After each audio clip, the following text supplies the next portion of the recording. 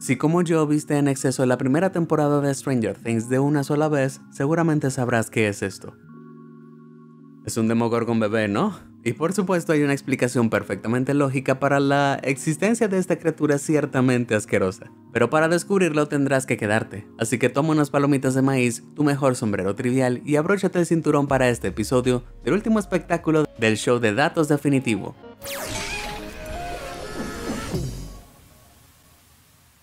Un caracol se despertó después de 5 años de estar pegado a una tarjeta de museo. Algunos animales han perfeccionado el arte de hacerse el muerto para protegerse de los depredadores codiciosos. Pero, ¿qué sucede cuando el método de actuación va demasiado lejos? Bueno, en el caso de un caracol muy desafortunado, podrías terminar siendo recogido y pegado a una tarjeta de museo durante los próximos 5 años. Así es, en 1846 las autoridades del Museo Británico pegaron lo que pensaban que era un caracol muerto a un trozo de cartón para exhibirlo. El caracol en cuestión, anteriormente conocido como la especie Helix desertorum, había sido recolectado por Charles Lamb Squire, quien lo encontró en el desierto egipcio en marzo de 1846, antes de donarlo al museo. Suponiendo que el caracol simplemente había muerto en el proceso, los destinatarios lo pegaron a una tarjeta de presentación de cartón. Durante 5 largos años, nadie supo que el caracol catatónico del Museo Británico simplemente se había retirado a su caparazón en un sueño profundo. Hasta que un día, cuando los conservadores notaron algo extraño mientras limpiaban la exhibición, la concha del caracol parecía haberse movido lentamente, y un rastro sospechoso de limo iridiscente lo siguió. Sacaron al espécimen de la tarjeta, decidieron bañarlo y luego, en cuestión de minutos, el caracol reaccionó a la humedad y asomó la cabeza para inspeccionar su nuevo entorno. Podrías imaginar que despertar en un museo británico después de 5 años de sueño tranquilo sería un gran impacto para el sistema, pero el caracol no pareció importarle mucho. Después de haber sido alimentado con un poco de repollo, se quedó dormido durante otros 2 años. ¡Qué leyenda! ¿Por qué duele tanto una mota de suciedad en el ojo? El mundo está lleno de cosas que pueden causarnos dolor, pero a veces las cosas más pequeñas son las que más duelen, como tener una mota de suciedad en el ojo. Todos hemos estado allí. Primero, la familiar incomodidad de un pequeño intruso en la superficie de un globo ocular. Luego, el arrepentimiento inmediato de frotar a ese chico y experimentar un dolor punzante seguido de enrojecimiento.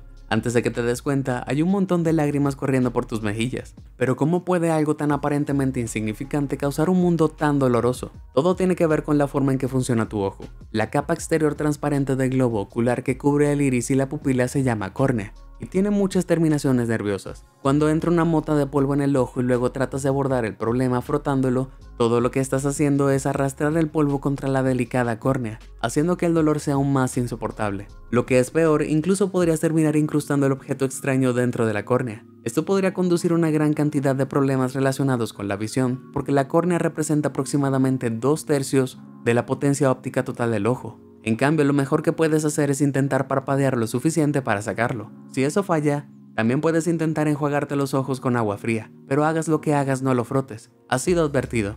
Si quieres asegurarte de estar al tanto del contenido más asombroso de la red, deberías tomarte un segundo para presionar esos botones de me gusta y suscribirse, y asegurarte de que las notificaciones también estén activadas. Tus ojos te lo agradecerán la próxima vez que les entre esa molesta suciedad. ¿Dónde están todas las palomas bebés? ¿Qué es la realidad? ¿Tenemos libre determinación? ¿Y los fantasmas son reales?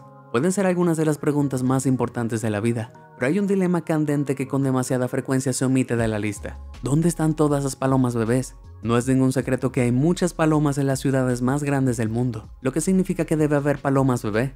Pero pregúntate esto, ¿cuándo fue la última vez que viste una? Esto confirma aún más la teoría de que las palomas son en realidad máquinas diseñadas por el gobierno para espiarnos, o tal vez simplemente se reproducen espontáneamente en una nube de plumas. Lamentablemente la realidad es mucho menos emocionante, pero al menos te ayudará a dormir por la noche. Las palomas bebés se conocen como pichones y la razón por la que nunca las ves es porque están bien escondidas. Las palomas, también conocidas como palomas de roca, construyen sus nidos en lugares que imitan las cuevas y acantilados que usaban sus antepasados del Mediterráneo. En lugares como la ciudad de Nueva York, construyen sus nidos en lugares protegidos como en las bases de las ventanas, tejados, debajo de puentes o en otros lugares artificiales parecidos a acantilados.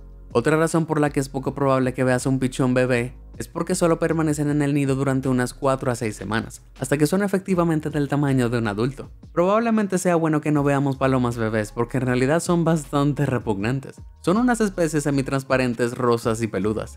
Quizás es eso el por qué sus padres literalmente vomitan la comida para alimentarlos. ¿Por qué vemos monstruos en el espejo? ¿Alguna vez te has mirado a ti mismo durante tanto tiempo en el espejo que empiezas a ver un demonio aterrador mirándote? Para llegar al fondo de estas apariciones macabras, el Dr. Caputo de la Universidad de Urbino llevó a cabo un estudio del 2010 que pidió a los participantes que se miraran en un espejo con poca luz durante 10 minutos. Al final de la tortura, el estudio, el 66% de los participantes registró ver enormes deformaciones en su rostro, el 28% vio a una persona desconocida y el 48% vio seres fantásticos y monstruosos. Pero, ¿por qué realmente vemos monstruos imaginarios en el espejo? Todo se reduce a algo llamado procesamiento selectivo. Básicamente tu cerebro solo puede procesar cierta cantidad de información a la vez. Mientras miras este video probablemente no estés notando la sensación de la ropa contra tu piel o el patrón de tu respiración, porque tu cerebro deja de prestar atención a ciertos estímulos que no considera importantes. Lo mismo se puede decir de tu sentido de la vista. Cuando este enfrenta un montón de estimulación visual, tu cerebro simplemente desconecta partes no relevantes. Este fenómeno se llama el efecto Troxler, que fue descubierto en 1804 por el médico y filósofo Ignaz Troxler. Si te miras a los ojos durante demasiado tiempo en el espejo, es posible que otras áreas de la cara se derritan y se mezclen con el espejo, dándote una apariencia aterradora. Lo que es peor, a tu cerebro le gusta llenar las cosas que no puede reconocer con cosas que puede sin importar lo aterradoras que sean. Esto significa que tu rostro mutilado y distorsionado puede transformarse fácilmente en un monstruo que alguna vez viste en una película que ha estado encerrado en tus recuerdos más profundos. Muchas gracias, cerebro. Cuando hayas terminado de ver este video, ¿por qué no colocas las luces del baño tenues y pruebas este pequeño experimento psicológico? Claro, si eres lo suficientemente valiente. ¿Qué viste? Házmelo saber en los comentarios de abajo. Ahora volvamos con la locura de los hechos. Pitágoras odiaba tanto los frijoles que lo mató. Pitágoras no solo era un filósofo griego antiguo, sino todo un enemigo de los frijoles. Y no solo me refiero a que no eran su plato favorito en la hora de la cena. Pitágoras era un vegetariano estridente, se abstuvo de comer frijoles porque creía que los humanos y los frijoles supuestamente se generaban de la misma fuente. Para probar su teoría realizó un experimento sencillo. Enterró un puñado de frijoles en el barro, luego los sacó unas semanas más tarde y declaró los similares que se veían a los fetos humanos. Según Pitágoras, comer un frijol sería como comer carne humana. La solución fue simple, evitó los frijoles de por vida. También prohibió a sus seguidores consumirlos o siquiera tocarlos. Incluso hay un relato de Pitágoras donde se encontró con un buey que estaba comiendo frijoles en un prado soleado en la región de Tarentum, en el sur de Italia. Después de informar a los pastores asustados que el buey debe ser detenido, Pitágoras cruzó el campo fangoso y habló en voz baja al oído del buey. Según los pastores, que estaban fuera de sí de la risa, Pitágoras había convencido al buey de que nunca más deseara los frijoles. Efectivamente, el buey persistió con una dieta sin frijoles y vivió mucho más allá de los años de un buey común. Todo suena bastante inofensivo, pero la aversión al frijol de Pitágoras en realidad lo llevó a su fatal caída. Según cuenta la historia, Pitágoras estaba siendo perseguido por una multitud de habitantes enojados cuando de repente se detuvo. Un vasto campo de frijoles se extendía frente a él. No queriendo pisar los frijoles, sus perseguidores lo alcanzaron y derramaron su sangre sobre las plantas, acabando con su vida por unos simples frijoles. Hay un pájaro que vomita aceite. Hay algunas tácticas de defensa bastante extrañas en el reino animal, pero ninguna es tan asquerosa como la de los fulmaros.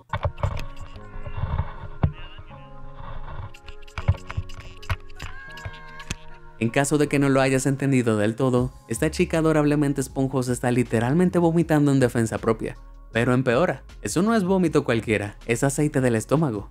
Cuando se sienten amenazados, estos polluelos de aves marinas han aprendido a arrojar un chorro de aceite digestivo pegajoso y oloroso, de color naranja brillante hasta casi 2 metros de distancia. Y si resulta que eres un ave depredadora, ser rociado con aceite estomacal no solo es completamente repulsivo, también es letal. Verás, este aceite pegajoso pega las plumas de los depredadores para que no puedan volar. Las cosas van de mal en peor cuando el ave atacante va al océano para lavar el aceite. Este descubre que ha perdido su flotabilidad para luego ahogarse.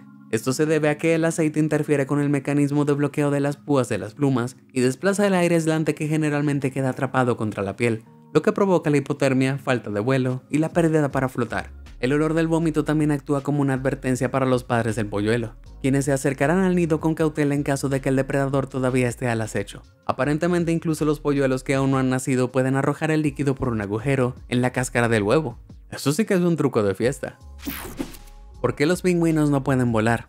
En algún lugar del accidentado camino de la evolución quedó claro que los pingüinos simplemente no están destinados a los cielos. Como en la mayoría de las aves, los pingüinos deben viajar un largo camino entre sus lugares de alimentación y reproducción, pero en lugar de volar, nadan. De hecho, algunas de estas aves árticas pasan hasta el 75% de su vida en el agua y pueden nadar a velocidades de entre 24 y 40 km por hora. Pero esto ha dejado a los biólogos rascándose la cabeza sobre por qué no mantuvieron su capacidad para volar a medida que no evolucionaron sus habilidades para nadar y bucear. Para tratar de resolver este enigma, un estudio dirigido por biólogos de la Universidad de Manitoba en Winnipeg, Canadá, realizado en 2013, examinó especies de aves marinas que aún tienen cierta capacidad para volar. Estos incluyeron el cormorán pelágico, que se propulsa bajo el agua con patas palmeadas, y el arao de pico grueso, que bate sus alas bajo el agua para nadar. Etiquetaron a las aves con grabadoras que midieron el tiempo de sus inmersiones, así como la profundidad y la temperatura. También usaron los resultados para calcular cuánta energía gastaban las aves para bucear y volar. El equipo comparó sus resultados con algunos que ya se habían recopilado para aves como gansos y pingüinos, y descubrieron que tanto los cormoranes como los araos deben gastar cantidades excesivamente grandes de energía para volar. De hecho, el más alto entre todas las aves voladoras conocidas. Esto demostró que estas aves están básicamente sentadas en la punta de un cuchillo evolutivo. Debido a que sus alas aún están diseñadas para volar, pueden crear suficiente resistencia bajo el agua, mientras que sus cuerpos son lo suficientemente livianos para ayudarlos a despegar y enfriarse más rápido que los cuerpos más voluminosos de los pingüinos. Para mejorar sus habilidades de buceo, las aves tendrían que reducir sus alas y crecer, que es exactamente lo que le ocurre a los pingüinos con el tiempo. Básicamente, un pájaro tiene que decidir en qué quiere ser bueno, bucear o volar. No pueden tener ambas. ¿De dónde vienen las anguilas? Aristóteles pensó que las anguilas emergían espontáneamente del barro y el agua de lluvia. Los antiguos egipcios pensaban que fueron creados por el sol que calentaba el Nilo. En la primavera de 1876, un hombre de 19 años pasó innumerables tardes recuperando anguilas recién capturadas en la ciudad costera de Trieste y disecándolas con la esperanza de desentrañar el misterio de los orígenes. Ese hombre era Sigmund Freud, aunque siguió sus preguntas evolutivas en otras direcciones antes de llegar al fondo. 2 años antes de la llegada de Freud a Trieste, el biólogo alemán Max Schütze declaró en su lecho de muerte que abandonaba un mundo en el que ya se habían resuelto todas las cuestiones importantes, excepto la cuestión de la anguila. En 1904, el investigador danés Johann Smith rastreó los océanos en busca de larvas de anguila y concluyó que su caldo de cultivo era el mar de los sargazos. Durante el siglo pasado se ha llegado a un consenso de que las anguilas americanas y europeas viajan miles de kilómetros a través del océano para engendrar en las condiciones conductoras de este amplio océano.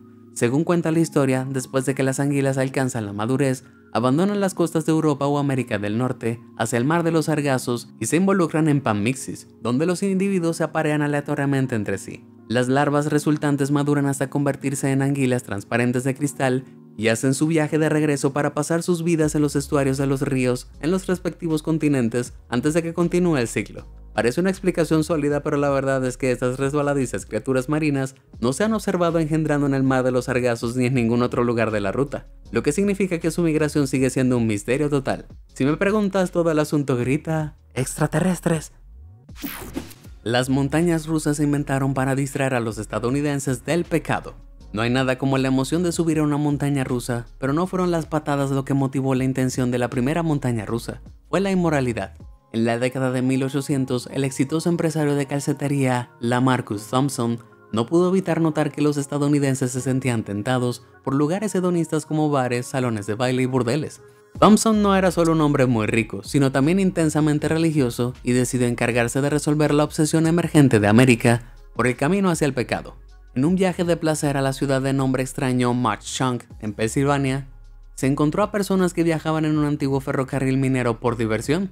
El ferrocarril una vez transportó carbón a los muelles cercanos en el río Lehigh y las acerías de Belén, pero se había convertido en una experiencia de vacaciones cuando las minas de carbón comenzaron a desvanecerse. Los turistas pagaban $1 por un viaje de 80 minutos en el ferrocarril en desuso, que incluía una caída emocionante de más de 182 metros, que en realidad era más una pendiente para los estándares modernos. Thompson elaboró planos para una versión más pequeña del ferrocarril en zigzag, y la primera montaña rusa de Thompson se construyó en la primavera de 1884, en el lugar más inmoral que se le ocurrió, la propia isla Coney de la ciudad de Nueva York. Su invento tentaría a la gente a salir de los burdeles y tabernas hacia el aire libre, además de unir a las familias. Como sabemos, la montaña rusa fue un éxito y el resto es historia.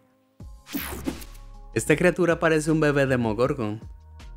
¿Recuerdas esta adorable criatura? Lo que estás viendo aquí no es en realidad un engendro extraterrestre, es solo un polluelo recién nacido que come de un tubo de alimentación. Con esas extrañas manchas blancas alrededor de su boca, pequeños dientes dentro de su pico y un cuerpo asqueroso y abultado, es difícil imaginar que esta criatura alguna vez se eleve a los cielos. Pero según algunos amantes de la naturaleza con ojos de águila, este es en realidad el engendro de un pinzón de Gould, que crece para ser totalmente hermoso. Entonces, ¿qué pasa con las extrañas bocas alienígenas de sus polluelos? Aunque no podemos estar seguros de por qué existen estas marcas que inducen la tropofobia, la teoría más probable se refiere a algo aún más espeluznante: los parásitos de la cría. En pocas palabras, un parásito de la cría es cualquier organismo que depende de otros para criar a sus crías. Las especies de parásitos de aves ponen huevos que se asemejan a los huéspedes y los distribuyen entre varios nidos diferentes. Como resultado, las dos especies a menudo terminan coevolucionando a medida que el parásito intenta perfeccionar su mimetismo para integrarse de la manera más perfecta posible. Los pinzones estrílidos, que pertenecen a la misma familia que el pinzón Gould, sufren de parásitos de cría que tienen marcas en la boca casi idénticas a las de los polluelos de pinzón. Sin embargo, no se sabe que los pinzones de Gould padezcan de estos parásitos. Esto sugiere que los pinzones desarrollaron primero las marcas y luego los parásitos evolucionaron para imitarlas. En este caso, parece que las marcas pueden haber servido para otro propósito, como ayudar a los padres de las aves a localizar la boca de los polluelos para alimentarse. De cualquier manera, hay que aplaudir el compromiso de los parásitos por parecer repulsivos solo para conseguir un poco de comida.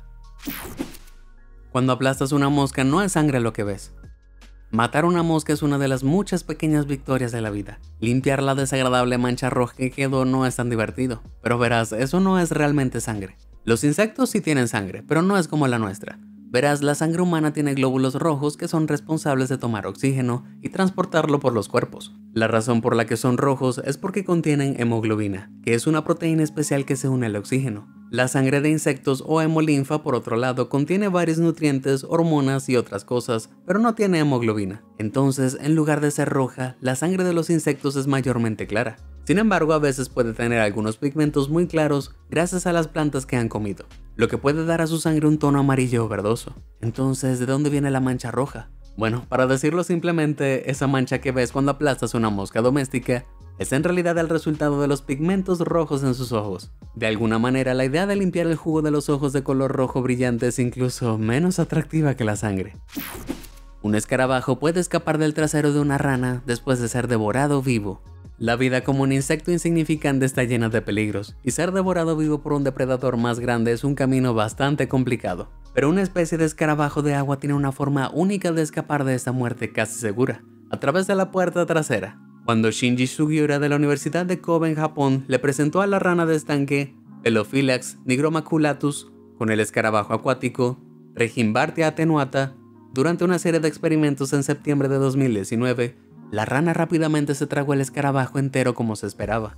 Pero luego las cosas tomaron un giro inesperado. En el 93% aproximadamente de una docena de experimentos, los escarabajos reaparecieron milagrosamente después de salir del ano de las ranas vivas y sanos. Sugiura especula que el escarabajo ha desarrollado esta defensa contra las ranas en su hábitat pantanoso. Aunque los músculos suelen mantener bien cerrada la ventilación anal de las ranas, esos músculos se aflojan cuando la rana defeca, lo que significa que los escarabajos podrían de alguna manera estimular el reflejo de defecación de las ranas para abrir temporalmente esta salida de emergencia.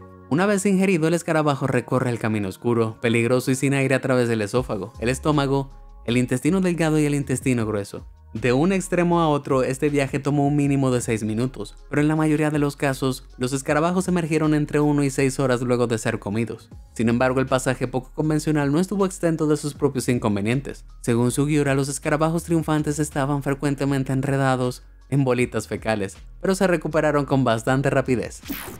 Las hormigas pueden abrir una almendra. Las hormigas son algunas de las trabajadoras más resistentes del reino animal. Estos pequeños insectos pueden lograr hazañas increíbles, como levantar objetos de hasta 5000 veces su propio peso corporal. En caso de que necesites recordar por qué no debes subestimarlas, mira esta colonia de hormigas que rompieron una almendra para hacer su propia harina de almendras. Las hormigas son carroñeros naturales temibles y tienen una dieta increíblemente diversa. Al igual que los humanos, también son animales sofisticados y sociales que han ideado una gran cantidad de formas ingeniosas de ubicar, cosechar, almacenar y distribuir su comida por toda la colonia. Cuando las hormigas obreras encuentran algo de su agrado, regresan al nido dejando un rastro químico de feromonas para que sus hormigas obreras lo recojan. Luego se ponen a trabajar para romper el objeto con sus pinzas afiladas antes de llevar las piezas de regreso al nido. Debido a que las hormigas son tan oportunistas, la comida perdida en su hogar, como esta almendra desechada, puede convertirse fácilmente en una invitación. Las nueces no son un alimento básico habitual de la dieta en las hormigas, pero estos insectos emprendedores ciertamente no tuvieron ningún problema en abrir la almendra para ver qué podían sacar de ella de todas formas. Puede haber algunas razones por las que han amontonado el interior harinoso alrededor de la cáscara de las nueces. Las hormigas anhelan grasas y aceites, que podrían obtener masticando la almendra y desechando las partes no deseadas. Algunas hormigas también son lo suficientemente inteligentes como para saber que no deben traer nada al nido que desarrolle moho, mientras que otras especies como el Temnothorax, que a menudo se instala dentro de las bellotas, pueden crear tales pilas con la esperanza de usar el contenido para anidar. De cualquier manera, esta es una seña increíble de trabajo en equipo. ¿Cuál de estos hechos increíbles te sorprendió más? Si tu cerebro está hambriento de más trivialidades aleatorias, no te preocupes. Hay muchos episodios de esta serie que puedes seguir viendo. Comparte con nosotros tu respuesta. Si te sorprendió toda esta información, házmelo saber en los comentarios del video y nunca dejes de sorprenderte. Muchas gracias por ver y suscríbete a Sorprendente.